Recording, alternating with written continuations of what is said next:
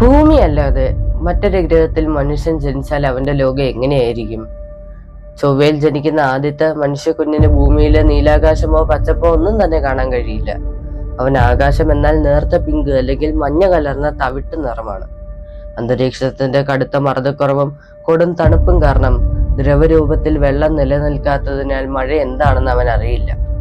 അവന്റെ ലോകം എന്നത് ചുവന്ന പൊടിക്കാറ്റുകൾ മണിക്കൂറിൽ 100 കിലോമീറ്റർ വേഗത്തിൽ വീശിയടിക്കുന്ന മരവിപ്പിക്കുന്ന ഒരു വലിയ അന്യഗ്രഹ മരുഭൂമിയാണ്.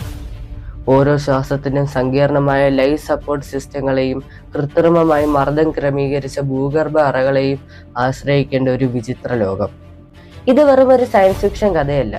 നാസയും സ്പേസ് എക്സും ഉൾപ്പെടെയുള്ള ആഗോള ബഹിരാകാശ ഏജൻസികൾ ഇന്ന് ലക്ഷ്യമിടുന്ന യാഥാർത്ഥ്യമാണ്.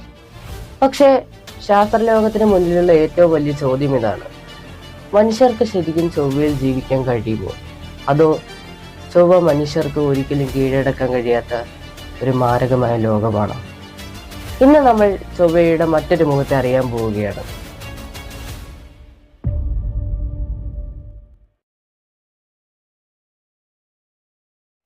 ആയിരക്കണക്കിന് വർഷങ്ങളായി മനുഷ്യൻ നിരീക്ഷിക്കുന്ന ഈ ചുവന്ന ഗ്രഹത്തിന്റെ നിറത്തിന് കാരണം അയൺ ഓക്സൈഡ് കലർന്ന മണ്ണും പാറകളുമാണ്. ഭൂമിയുമായിട്ട് താരതമ്യം ചെയ്യുമ്പോൾ ചില അത്ഭുതകരമായ സാമ്യങ്ങളുണ്ട് ചൊവ്വയ്ക്ക്. അതിലൊന്നാണ് അവിടുത്തെ ഒരു ദിവസത്തിന്റെ ദൈർഘ്യം. 24 മണിക്കൂർ 37 മിനിറ്റുമാണ് അവിടുത്തെ ഒരു ദിവസത്തിന്റെ ദൈർഘ്യം. ഇതിനെ ശാസ്ത്രജ്ഞർ സോൾ എന്നാണ് വിളിക്കുന്നത്. അതേപോലെ തന്നെ ഭൂമിയുടെ അച്ചുതണ്ടിന്റെ ചെരിവ് പോലെ തന്നെ ചൊവ്വയ്ക്കും അച്ചുതണ്ടിന് ചെരിവുണ്ട്. അതുകൊണ്ട് തന്നെ അവിടെ വ്യത്യസ്ത കാലങ്ങളുമുണ്ട്. ധ്രുവങ്ങളിൽ ഐസ് ശേഖരങ്ങളും പണ്ട് അവിടെ നദികൾ ഒഴുകിയിരുന്നതിന്റെ തെളിവുകളും ആധുനിക റോവറുകൾ കണ്ടെത്തിയിട്ടുമുണ്ട്. ഇതാണ് നമ്മുടെ രണ്ടാമത്തെ വീടായി ചൊവ്വയെ കാണാൻ പ്രേരിപ്പിക്കുന്നത്.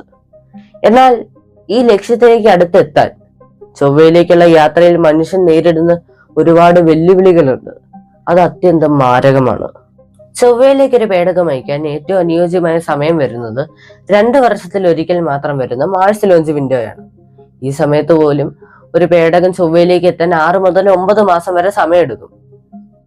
ഈ ദീർഘമായ യാത്രയിൽ മനുഷ്യൻ നേരിടുന്ന ഏറ്റവും വലിയ വെല്ലുവിളിയാണ് സീറോ ഗ്രാവിറ്റി.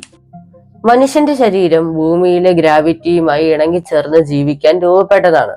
എന്നാൽ മാസങ്ങളോളം സീറോ ഗ്രാവിറ്റിയിൽ കഴിയുമ്പോൾ ശരീരത്തിന് ഭാരം താങ്ങേണ്ടി വരാത്തതിനാൽ മസിലോട്രോഫി അഥവാ പേശികൾ കടുത്ത രീതിയിൽ ക്ഷയിക്കുന്ന അവസ്ഥയുണ്ടാകും. അതേപോലെ തന്നെ ബോൺ ഡെൻസിറ്റി അഥവാ അസ്ഥികളുടെ സാന്ദ്രത ഓരോ മാസവും 1% മുതൽ 1.5% വരെ കുറയുന്നു. ഈ അവസ്ഥ ഓസ്റ്റിയോപോറോസിസ് എന്ന ഗുരുതരമായ അവസ്ഥയിലേക്കും പിന്നീട് അസ്ഥിഭംഗത്തിലേക്ക് നയിക്കുന്നു. ഗ്രാവിറ്റി ഇല്ലാത്തതിനാൽ രക്തവും മറ്റ് ദ്രാവകങ്ങളും താഴോട്ട് സഞ്ചരിക്കുന്നതിന് പകരം തലച്ചോറിലേക്ക് കേന്ദ്രീകരിക്കുന്നു.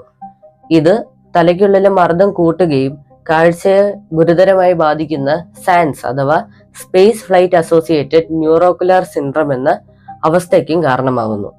എന്നാൽ ഇതിനേക്കാൾ എല്ലാം ഭീകരമായ അവസ്ഥയാണ് പേടകത്തിന് പുറത്ത് കാത്തിരിക്കുന്നത്. ഭൂമിയുടെ കാന്തിക വലയം കഴിയുന്നതോടുകൂടി പ്രപഞ്ചത്തിന്റെ വിവിധ ഭാഗങ്ങളിൽ നിന്നുള്ള ഗാലക്റ്റിക് കോസ്മിക് റേസ് ഡയറക്റ്റ് ഏൽക്കേണ്ടി വരുന്നു. ഈ അയണൈസിംഗ് റേഡിയേഷൻ മനുഷ്യകോശങ്ങളുടെ ഘടന തകർക്കുകയും DNA നാശം വരുത്തുകയും ക്യാൻസർ വരാനുള്ള സാധ്യത വർദ്ധിപ്പിക്കുകയും ചെയ്യുന്നു.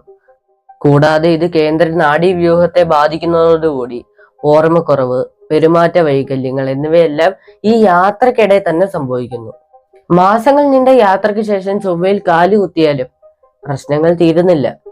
മാഴ്സിന്റെ ആകെ വ്യാസം ഭൂമിയുടെ പകുതി മാത്രമാണുള്ളത്. അതേപോലെ തന്നെ മാഴ്സിന്റെ മാസ് ഭൂമിയുടെ വെറും 10%. അതുകൊണ്ട് തന്നെ അവിടുത്തെ ഗ്രാവിറ്റിയും ഭൂമിയുടെ 38% മാത്രമാണുള്ളത്. അതായത് ഭൂമിയിൽ 100 കിലോ വെയിറ്റ് ഉള്ള ഒരാൾക്ക് മാഴ്സിൽ എത്തുമ്പോൾ 38 കിലോ മാത്രമാണ് ഉള്ളത്. ഇനി അവിടുത്തെ ഏറ്റവും വലിയ പ്രശ്നം അന്തരീക്ഷത്തിന്റെ മർദ്ദക്കുറവാണ്. ഭൂമിയുമായിട്ട് താരതമ്യം ചെയ്യുമ്പോൾ വെറും 0.6% മർദ്ദം മാത്രമാണ് മാഴ്സിന്റെ അന്തരീക്ഷത്തിനുള്ളത്. നോക്കിക്ക് 1% പോലും ഇല്ല. ഈ അവസ്ഥയിൽ നമ്മൾ മാഴ്സിലേക്ക് സ്യൂട്ടൊന്നും ഇല്ലാതെ ചെന്നാൽ നമ്മുടെ രക്തം സാധാരണ താപനിലയിൽ തന്നെ തിളച്ചു മറിയാൻ തുടങ്ങും. അന്തരീക്ഷത്തിന്റെ മറ്റ് പ്രത്യേകതകൾ നോക്കുകയാണെങ്കിൽ 95% കാർബൺ ഡൈ ഓക്സൈഡ് ആണ്. വെറും 0.16% മാത്രമാണ് ഓക്സിജൻ ഉള്ളത്. ബുദ്ധിമുട്ട് ശ്വസിക്കാന്നല്ല, നമുക്ക് ഒട്ടും തന്നെ ശ്വസിക്കാൻ കഴിയില്ലെന്നാണ് ഞാൻ പറഞ്ഞത്. ഇനി അഡ്വാൻസ്ഡ് ആയിട്ടുള്ള സ്യൂട്ട് കൊണ്ട് മാത്രമേ നമുക്ക് അവിടെ അതിജീവിക്കാൻ കഴിയൂ. നമുക്ക് നേരിട്ട് സ്യൂട്ടൊന്നും ഇല്ലാതെ നമുക്ക് അവിടെ ജീവിക്കാൻ കഴിയില്ല. സൂര്യനിൽ നിന്ന് ഭൂമിയേക്കാൾ വളരെ അകലെ ആയതിനാലും കിട്ടുന്ന ചൂട് പിടിച്ചു നിർത്താൻ കഴിയാത്തതിനാലും മാഴ്സ് ഒരു തണുത്ത ഗ്രഹമാണ്.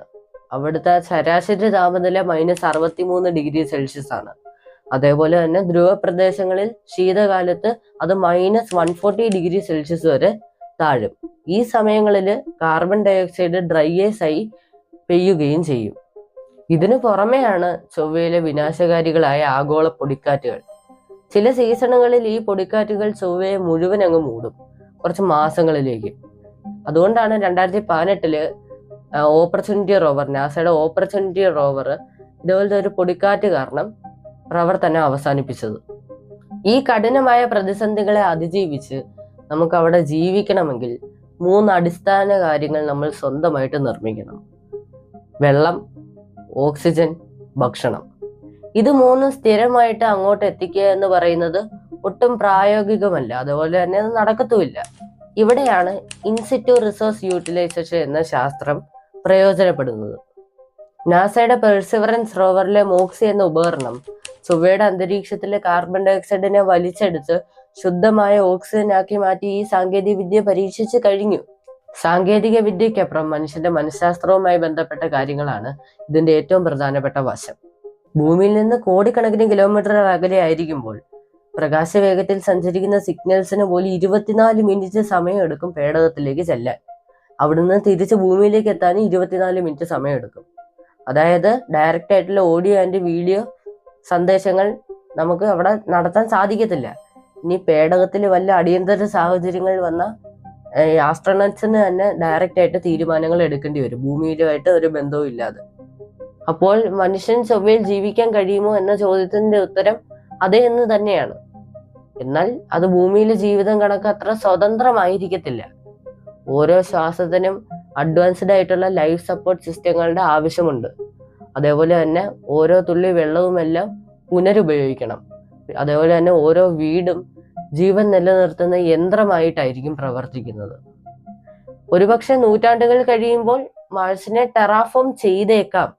അങ്ങനെ ചെയ്യാൻ കഴിഞ്ഞാൽ ചൊവ്വയിൽ ഒരു പുതിയ യുഗത്തെ മനുഷ്യന് വളർത്തിയെടുക്കാൻ സാധിക്കും. അടുത്ത 15 വർഷത്തിനുള്ളിൽ ഒരു മനുഷ്യൻ ചൊവ്വയിൽ കാലുകുത്തിയേക്കാം. എന്നാൽ ഈ 2026 നിൽക്കുമ്പോൾ സയൻസ് നമ്മളോട് പറയാതെ പറയുന്ന ഒരു സത്യമുണ്ട്: നമ്മൾ റെഡിയല്ല. എന്താണ് നിങ്ങളുടെ അഭിപ്രായം? മറ്റൊരു വീഡിയോയിൽ കാണുന്നവരെ എല്ലാവർക്കും ഗുഡ് ബൈ.